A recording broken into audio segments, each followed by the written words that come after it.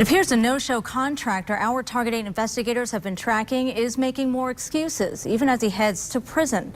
Today, Jeffrey Tennelshoff II was sentenced, but not without one last attempt to get out of it. It's a case Target 8 first exposed this summer, one that has led to a list of criminal charges. 24 News 8 Steve Kelso is in studio control with what happened in court. Yeah, good evening, Marley. Get this, not even his own family thinks this convicted contractor should be allowed to go free. A letter read from Tennelshoff's father called him, quote, a sociopath who has ripped off his friends, family, and more.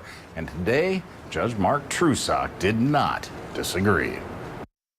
I am convinced, sir, that you are a con man, a pathological liar, and you basically just stole money from these folks. Kent County Circuit Court Judge Mark Trusock wasn't holding back. He called out Jeffrey Tennelshoff II. Tennelshoff pleaded guilty to larceny by conversion, but today he tried to take that plea back, saying it wasn't a crime, it was just a business problem. He couldn't possibly keep up with all the jobs he had to do. It's my client's position that he never intended to defraud the owner of the property, or in this case, the money.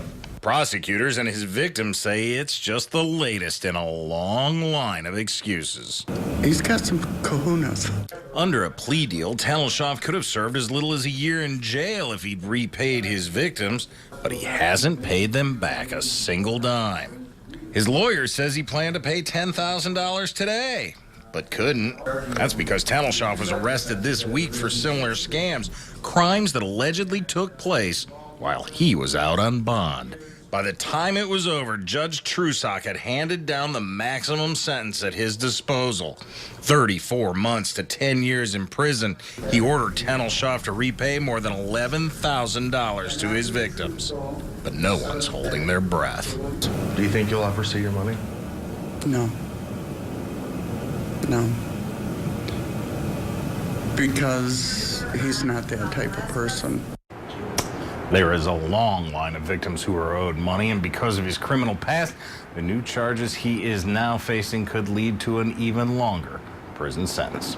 Live in studio control, Steve Kelso, 24 Hour News 8.